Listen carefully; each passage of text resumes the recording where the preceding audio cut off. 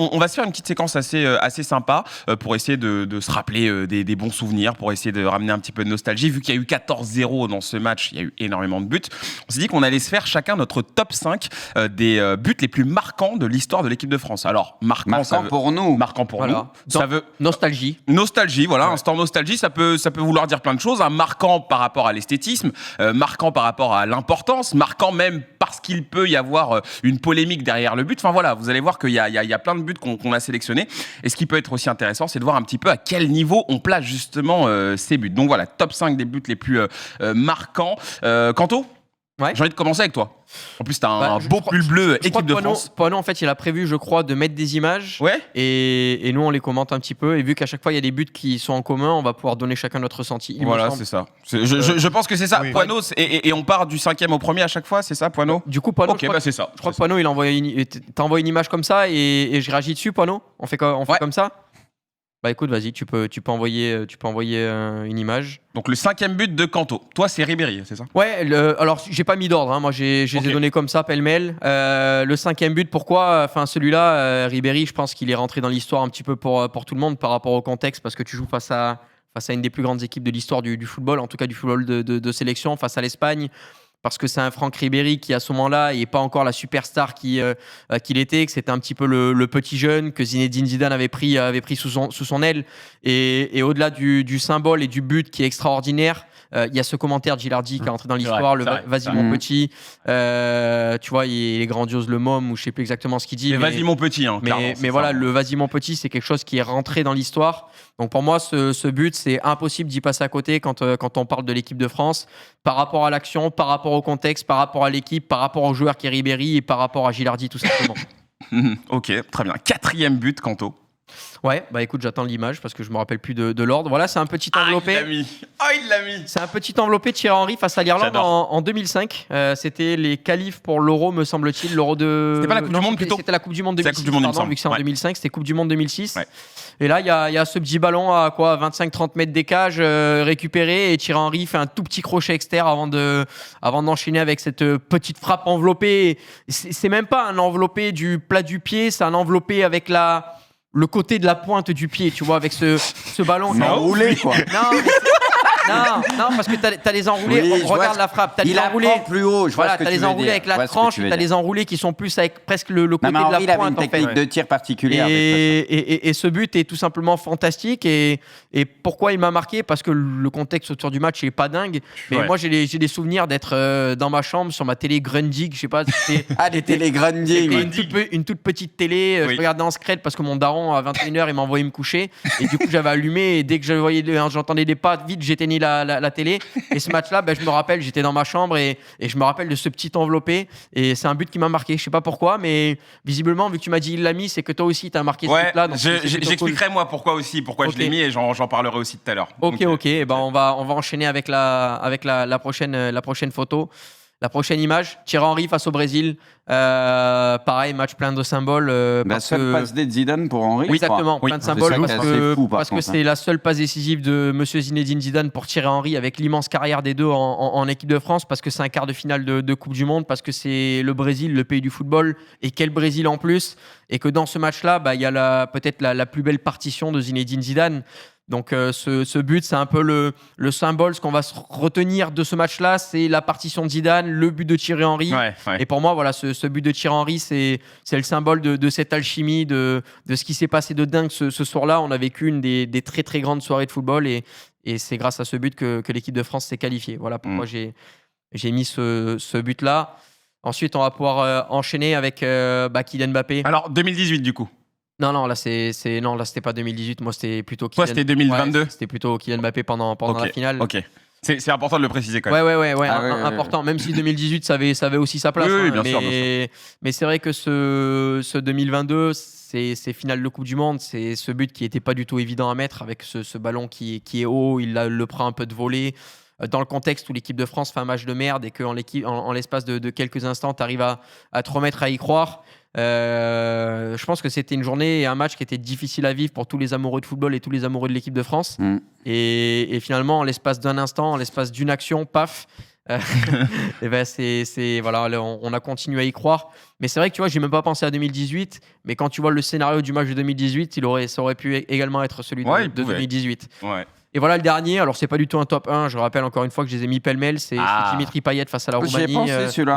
Moi aussi. Pendant l'Euro 2016, parce que c'est pareil. Encore c'est un contexte un peu particulier. Euro 2016, on est quand même en France, on est chez nous. Tu joues face à une équipe. Voilà, tu joues face à une équipe roumaine. On sait que c'est jamais évident de jouer face aux Roumains et les Roumains, après nous avoir malmené tout le match, arrivent à tenir puisque c'est la 88e et qu'il y a toujours un but partout et que c'est une contre-performance de la part de l'équipe de France. Et puis, tu as des joueurs fantasques, plein de fantaisie comme Dimitri Payet qui rentre, qui était à son prime peut-être à ce moment-là.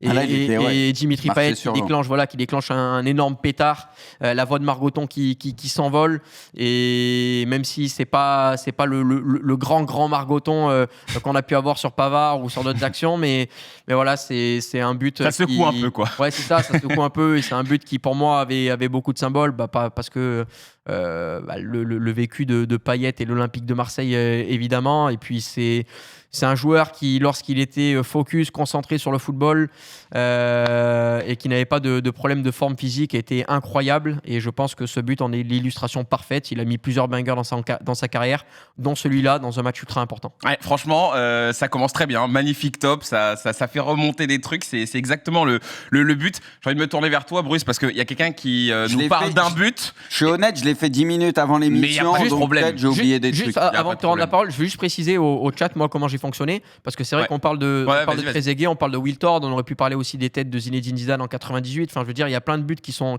historiques. C'est personnel. Moi, quand Pano m'a demandé ça, en fait, j'ai pris les 5 premiers buts qui me sont venus en tête, et je me suis dit, si les 5 là qui me viennent en tête directement, c'est que c'est les 5 peut-être qui m'ont le plus marqué. C'est une manière de voir, c'est ce qu'on se disait en off. J'ai pas cherché à faire de tri. Évidemment que je me rappelle de la Coupe du Monde 2006. Évidemment que je me rappelle de 98. J'avais 4 ans, mais on a tous revu des vidéos, on a tous regardé les matchs. Thuram contre la Croatie, etc. C'est des moments marquants, mais vu que ce sont des matchs que j'ai souvent revus parce que j'étais peut-être un petit peu jeune pour avoir eu des émotions en direct. On n'a pas tous vu ça comme il faut. J'avais 4 ans en 98. Toi, je te mets dans le même lot que nous, c'est ça. Toi, t'étais peut-être un petit peu plus vieux. Toi, t'as connu Raymond Coppa et voilà, Roger Piantoni, là. C'est vraiment l'émotion et les 5 premiers qui me sont venus en tête. Pourquoi tu rigoles, Braque? T'es comme moi, donc là, non, c'est Bruce de 98, quoi. Non, mais t'as raison de préciser, Kanto. Je pense que c'est important aussi, chacun, de dire comment on a fait ce top, parce que c'est un peu aussi l'idée. Bruce, je te laisse y aller. J'ai un but en commun, c'est celui de Ribéry contre l'Espagne. Okay. Donc on va en avoir d'autres alors. À Lens, donc celui-là, je pense qu'on peut l'expédier. Non, mais raconte-le à ta sauce. Il l'a très bien expliqué déjà. Donc voilà. Puis après, en plus, il y a le but de Zidane à la fin où il voulait le mettre à la retraite. Tu vois, il y a même ce but pour le symbole qui est cool, mais voilà. Du coup, on va passer direct à l'autre but, Djimi Thuram. Voilà son fameux doublé contre la Croatie où on est dans la sauce et le mec qui marque jamais, il te sort un doublé venu de nulle part, puis il y a la célébration derrière avec sa petite enroulée et tout. Enfin, le but est juste fou. Donc ça, pour moi, c'est marquant. Enfin, ça, tu t'en souviendras toute ta vie quand tu as connu ça, parce que c'était notre Coupe du Monde. Avec du recul, on l'a compris. Quand tu vois tous les matchs, etc., contre le Paraguay et tout, c'était pour nous, mais quand même, c'est là où tu vois, tu as des joueurs de caractère capables de nous sortir de situations où vraiment tu savais pas comment, quoi. Donc Thuram, respect pour ça. Pas Marcus, hein, bien sûr. Trezeguet, bien sûr, contre l'Italie. C'était drôle, ça. Désolé. Qui est Fred, tout ça. Trezeguet, but magnifique. De mémoire, c'est Pires, je crois, qui lui met en retrait comme ça. On est dans la sauce. Bon, il y a Wiltord d'avant, etc. Et il y a ce but contre l'Italie où on les voyait déjà limite célébrer. Ils étaient heureux, ils croyaient qu'ils avaient fait le plus dur. Et puis t'as Wiltord, et puis derrière, t'as Trezeguet qui vient achever ça. Comment il la reprend. Enfin, l'équilibre est dingue. Moi, Trezeguet, c'était un joueur que j'adorais parce qu'un vrai buteur. Et là, ce qui te sort à ce moment-là, je veux dire, pour pas que le ballon s'envole, comme tu dis, l'équilibre, parce que c'est tellement dur à reprendre comme ça, en plus pied gauche, le ballon, il peut partir dans les tribunes, il se couche parfaitement. Et en plus, derrière, c'est la victoire directe, donc c'est ça qui est encore plus incroyable. Donc, Trezeguet direct, oui. Donc, Trezeguet direct. On va passer à l'autre but. Hein. Oh, ouais, non, mais vas-y. J'ai mis ça parce que quand on m'a dit les trucs, alors c'est pas Henry qui a marqué, c'est Gallas derrière, mais du coup, je sais pas, j'ai pensé à ça parce qu'il y a une histoire de qualif et tout derrière. peut-être une compétition qu'on n'aurait pas dû faire et c'était peut-être mieux de ne pas y aller avec du recul. Donc c'est pour tout l'ensemble où je sais pas, c'est quelque chose qui m'a marqué. Et surtout qu'Henry, il y a du monde, enfin il y en a qui l'ont défendu, d'autres qui l'ont conspué pour ça. Moi perso, je n'en vendrai jamais pour ça. On sait, t'es joueur de foot, il y a déjà eu des mains, c'est humain sur le coup machin. Comme Suarez, comme comme ce qui ça. s'était Moi, passé en Coupe du je peux Roi pas avec lui Valverde, tout ça. Ouais, je comprends c'est pas. des Dans trucs, d'autres pays, ça aurait été un héros pour tout le monde. Et Ouais. en France, j'ai l'impression que c'était pas le cas. Perso, oui, on n'aime pas voir ça, mais moi, je peux pas lui en vouloir. Et voilà, encore une fois, pour tout l'ensemble, le but derrière Gallas, le symbole, la Coupe du Monde, tout ce qui se passe derrière, où c'est une cata, tu vois. Tu sais, il y a un truc derrière, tu vois, un message comme quoi il fallait peut-être pas forcer le destin, mais on peut pas lui en vouloir d'avoir forcé le destin à ce moment-là. Donc ce truc-là, je m'en souviendrai toujours. Je pense que c'est un peu, d'ailleurs, un peu le péché originel de Thierry Henry en équipe de France. On sait que ça a toujours été un joueur un peu clivant parce qu'il avait peut-être une attitude un peu froide, il n'était pas aussi chaleureux que d'autres. Et je pense que cette main-là qui fait ce jour-là, je pense que c'est ce qui a fait basculer clairement certains et qui a fait que Henry, certains pouvaient plus le voir. Ouais, mais ça, non, c'est injuste. On l'a dit, Maradona, c'était un héros. Il y a eu d'autres mains Suarez contre le Ghana. Je veux dire, les mecs, c'est des héros dans leur pays. Il faut arrêter. Après, Henry, comme tu dis, a toujours été un petit peu clivant. Et puis, cette histoire aussi, la Coupe du Monde derrière qui s'est très très mal passée. Les histoires dans le bus où on a entendu énormément que Thierry Henry avait perdu un peu son karma, par contre, son rôle de leader dans l'équipe. Il avait commencé à être mi-remplaçant, manque de respect de la part des jeunes. C'est vrai qu'on entendait beaucoup de choses autour de Thierry Henry et ça a un peu contribué à faire tomber sa légende. Lui qui, on le rappelle, est une légende ultime en Angleterre et pour les supporters d'Arsenal et qui devrait être une légende peut-être de partout tout simplement. Normalement, ouais. Bruce, il en reste un, c'est ça? Ça doit être ça. Ouais.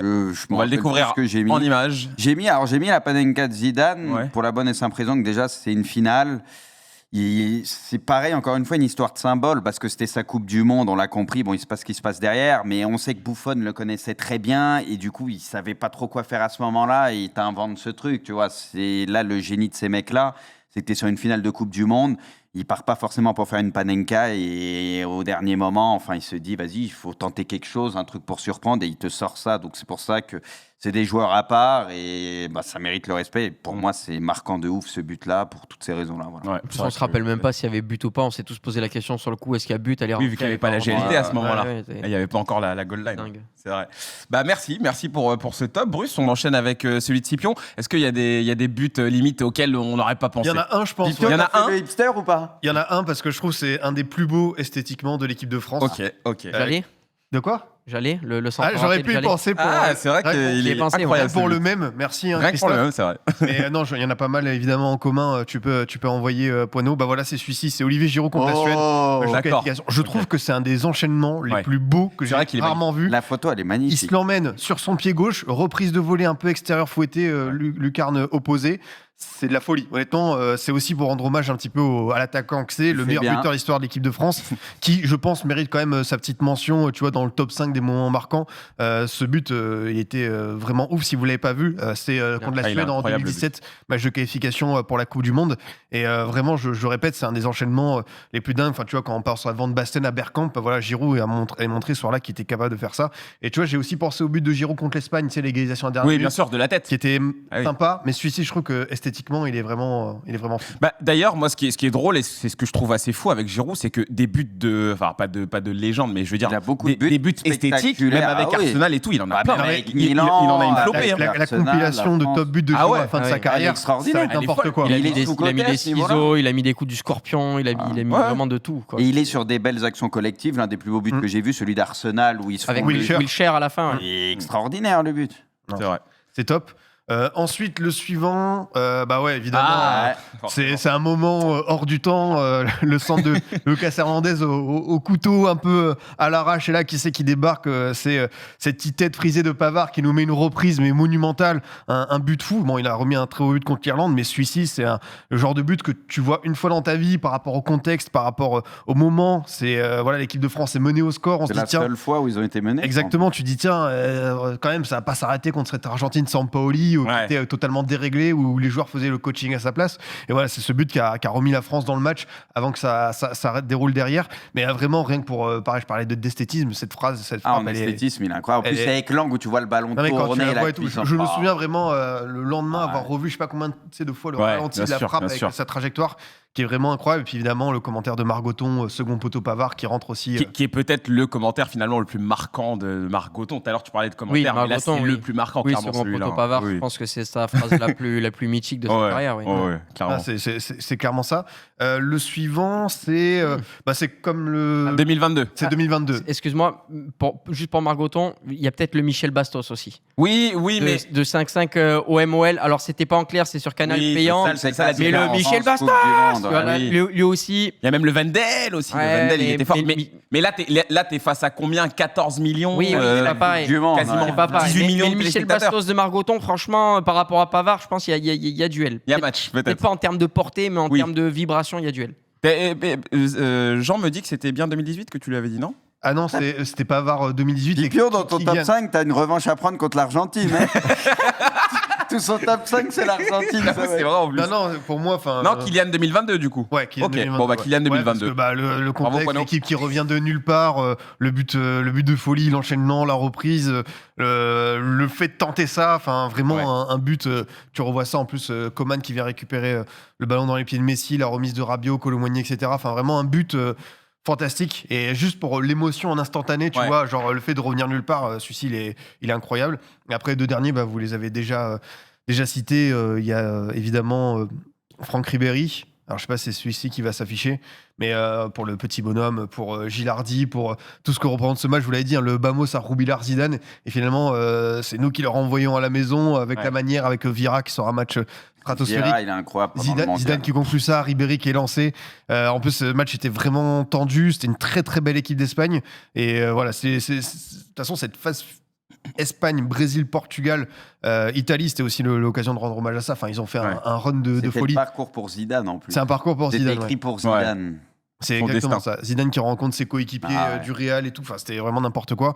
Et le dernier, parce que c'est quasiment mon premier souvenir de foot. Souvenir de mon père qui s'explose la tête au plafond en sautant de joie sur ce but. Juste avant, je peux y associer évidemment Wiltord et Henry qui va devant le banc des Italiens, qui à la 94e minute était prêt à célébrer, qui dit asseyez-vous. Henry déjà le roi du trash talking. Et cette reprise, parce que pour l'attaquant qui était très aigué, l'équilibre, le moment, la passe de Pires. Le but en or aussi, rendez-nous le but en or, cette émotion si particulière. Honnêtement, très aigué, c'est le premier auquel j'ai pensé. Franchement, trop beau. J'adore cette séquence, hein, je vous le dis, je suis ça rappelle des émotions. Ça rappelle de sacrées émotions. Il y a quelqu'un, c'est vrai qu'il dit PSG Forever, j'y ai pensé, Mamadou Sakho contre l'Ukraine. Oui, mais le comeback, Le comeback, mais j'ai du mal à l'inclure. Pareil, comme Kanto, c'est les 5 qui viennent en premier. Et c'est toujours bien de faire sur cette tournée. Écoute, justement, on va commencer mon top 5 avec ce but. Moi, j'ai choisi celui de Mamadou Sakho, justement, parce que, en fait. Alors, vous n'êtes pas concerté, mais on a quand même des trucs différents. Ouais, on a pas mal de buts, pas du tout en commun. Moi, j'en ai qu'un avec vous. Donc, c'est vraiment qu'on a tous été marqués de différentes manières. Moi, ce que je voulais dire, c'est que oui, par rapport à mon top, c'est très souvent des buts, en fait, où on est en galère et il y a quelqu'un qui te sauve. Donc, ça va beaucoup tourner autour de ça. Mamadou Sakho, parce qu'en fait, finalement, dans ce match, il en met 2, quand même. Ça, il faut le rappeler. Le mec avait jamais marqué un but en équipe de France. C'est à se demander s'il avait déjà marqué un but tout court. il te fait un peu une turam. Et puis ce match, c'est vraiment, on est pour le coup vraiment dos au mur. Il y a eu la Bulgarie, il y a eu l'air dont tu as parlé tout à l'heure. Il y a eu plein de moments comme ça et on en revit un contre l'Ukraine sans manquer de respect à l'Ukraine. Mais c'est vrai que l'explosion collective, ce truc où ils viennent tous autour de Mamadou Sakho et même ce jour-là, tu as senti vraiment tous les joueurs se mettre dans le même sens et vraiment tirer tous ensemble. Je me souviendrai toujours de ce moment-là et franchement, ça me faisait plaisir de citer Mamadou Sakho parce qu'on sait que sa carrière n'a pas été simple derrière et même maintenant. Donc voilà, ça c'est mon 5e but. En 4e, alors moi j'ai mis Mbappé contre l'Argentine, mais j'ai bien mis le Mbappé de 2018. Déjà il y a un truc, je sais pas pourquoi, mais le but, le plat du pied qu'il met croisé, je sais pas. Moi ce but, je sais pas pourquoi il me reste. Peut-être parce que c'est à ce moment-là que je me suis dit. Ce mec-là, il va très certainement faire une grande carrière. Elle n'est pas finie encore sa carrière, mais je trouve que l'esthétisme, en fait, l'instinct qu'il a à ce moment-là de mettre ce plat du pied, de la croiser, d'arriver à une vitesse folle, il obtient le pénalty avant, mais il y a un truc avec ce but qui... comme s'il déclenchait quelque chose chez Mbappé avec la célébration derrière. En plus, il marque encore par la suite. Vous avez bien fait de parler de celui de 2022, mais moi, c'est vraiment celui-là, c'est ce moment-là où il s'est passé un truc avec Mbappé. Donc voilà, je l'ai mis en numéro 4. En 3, on va remonter plus loin. Et moi, je vais parler du coup franc de Zidane contre l'Angleterre. Ah oui, c'est vraiment... contre ton Angleterre. Contre, oui, bien sûr. Il y a un penalty 2-3 minutes après. Il y a penalty, c'est Henry qui va chercher le penalty, on s'en souvient. Ce coup franc, vraiment, je comprends pas. Ces crampons-là, qu'est-ce qui tuait, mon vieux? Predator, bien sûr. Vraiment les classiques. Des années 2000. Non, franchement, on est mené 1-0 par l'Angleterre. C'est encore une fois super galère. On ne sait pas comment on va se sortir de ce match-là. En plus, je crois que c'est le match d'ouverture, si je ne dis pas de bêtises, pour l'équipe de France. Et là, tu entends Jean-Michel Larquet au commentaire, parce qu'on parle de commentaires depuis tout à l'heure, qui dit le cadre, Zizou, le cadre. Et là, toi, tu es là, t'attends, tu te dis qu'est-ce qu'il va faire? Il va la mettre au-dessus, c'est trop dur. Non, le mec, il te met c'est même pas une praline, mais une caresse, une douceur, le ballon. Il monte, il descend à la perfection, ça te fait un but, mais voilà. Avec Calamity James dans les cages. Calamity James en plus qui est en face. Non, ce but, moi, il m'avait fait sauter, je m'en souviens. Et en plus, c'est des buts où on était plus jeunes en 2004. On n'était pas du tout à ce point-là. Donc ouais, t'as une autre vision. Quand même, hein. Pardon? On était pas loin de la vingtaine, quand même. Ouais, mais j'étais plus jeune, tu vois, j'avais pas la même sensibilité par rapport au foot, tu vois, donc ouais, ça m'avait fait bien sauter. En numéro 2, j'ai mis comme Kanto le but d'Henry contre l'air, parce que pareil, en fait, c'est même pas le match qui fait que derrière tu peux pas te qualifier, mais t'avais encore des matchs à jouer derrière, mais dans ce match-là, le match était tellement dur. En plus, je me souviens que l'air défendait, mais vraiment, mais super bien. Il y avait pas d'espace, il y avait pas d'opportunité pour l'équipe de France.